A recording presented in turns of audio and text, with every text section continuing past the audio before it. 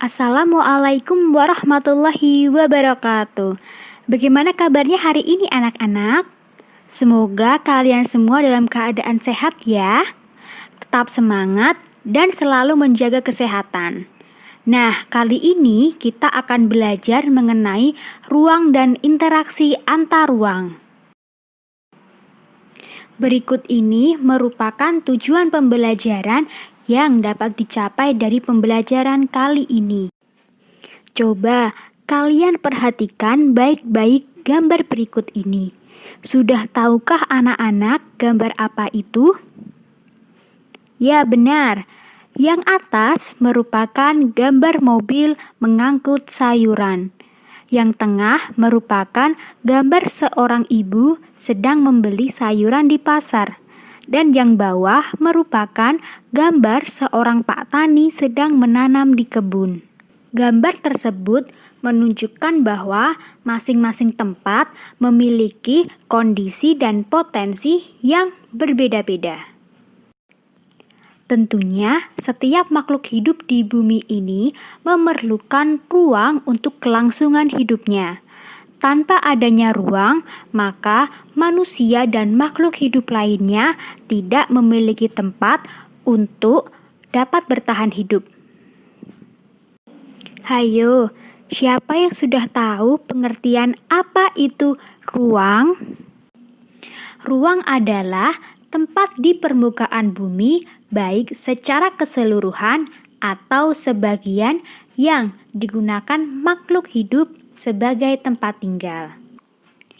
Jadi, ruang mencakup segala sesuatu yang ada di permukaan bumi beserta isinya, mulai dari udara, perairan, batuan, binatang, dan makhluk hidup lainnya. Sampai sini sudah paham mengenai ruang?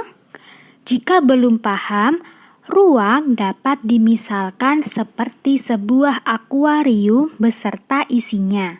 Coba, di dalam akuarium ini ada apa saja? Betul, ada air, ada ikan, ada tumbuhan, ada batu, dan juga ada rumah ikan.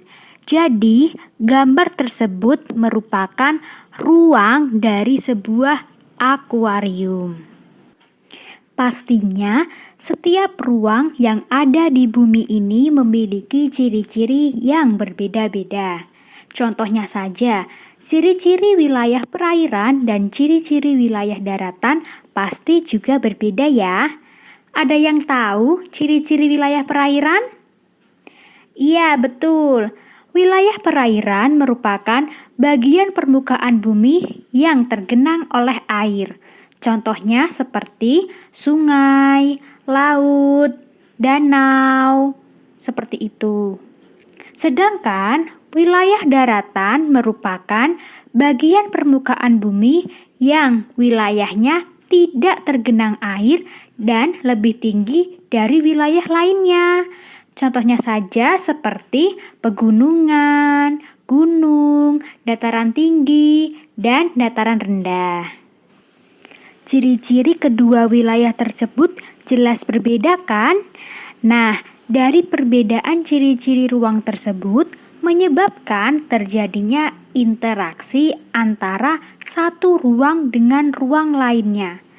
Interaksi antar ruang dapat berubah. Yang pertama, pergerakan manusia atau orang disebut dengan mobilitas penduduk. Yang kedua, perpindahan barang. Dan yang ketiga, pertukaran informasi atau yang disebut dengan komunikasi.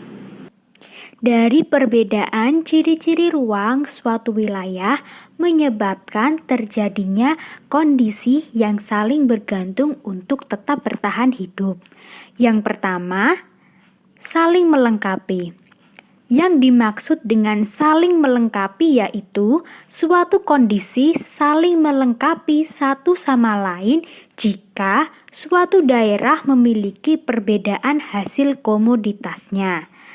Hasil komoditas merupakan sesuatu yang dihasilkan dari wilayah tersebut.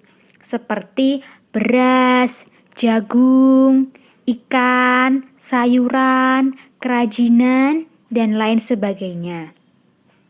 Ada suatu contoh yang menggambarkan kondisi saling melengkapi. Misalnya, daerah A penghasil ikan dan daerah B merupakan penghasil beras. Dikarenakan daerah A hanya menghasilkan ikan, maka daerah A pasti membutuhkan beras untuk memenuhi kebutuhan hidupnya. Sedangkan daerah B hanya menghasilkan beras saja.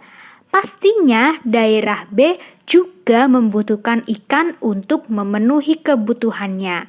Sehingga daerah A dan daerah B bisa saling terpenuhi kebutuhan hidupnya melalui kegiatan perdagangan ataupun jual beli.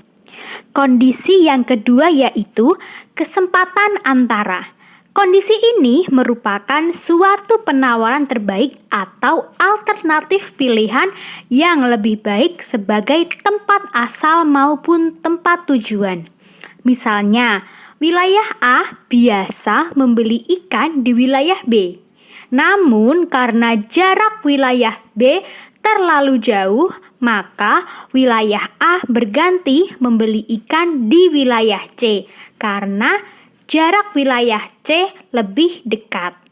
Akibatnya, interaksi wilayah A dengan wilayah B semakin melemah. Dan kondisi yang terakhir yaitu kemudahan transfer. Dalam melakukan pengangkutan manusia maupun barang, pastinya diperlukan biaya tertentu. Oleh karena itu, biaya yang diperlukan harus lebih rendah dibandingkan dengan keuntungan yang diperoleh. Jika biaya lebih tinggi, maka interaksi antar ruang tidak akan terjadi. Misalnya, seorang petani menjual sayuran ke wilayah A dan wilayah B. Namun, jalan menuju wilayah B sedang rusak dan tidak bisa dilalui. Akibatnya, petani tersebut tidak jadi menjual sayuran ke wilayah B. Maka, solusi yang sebaiknya dilakukan pemerintah yaitu memperbaiki jalan, membangun jembatan, pelabuhan, bandara, agar pengangkutan sayuran bisa sampai di seluruh wilayah Indonesia. Sudah paham semua mengenai materi ruang dan interaksi antar ruang?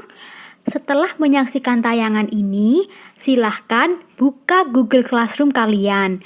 Kemudian, kerjakan soal yang telah disediakan sesuai dengan petunjuknya ya. Waktu mengerjakannya 25 menit. Jangan lupa dimulai dengan bacaan basmalah dan diakhiri dengan bacaan hamdalah. Cukup sekian penjelasan yang dapat saya sampaikan. Semoga mudah dimengerti dan bermanfaat ya. Mohon maaf apabila ada salah kata. Sampai jumpa di video pembelajaran berikutnya. Wabillahi taufiq wal hidayah.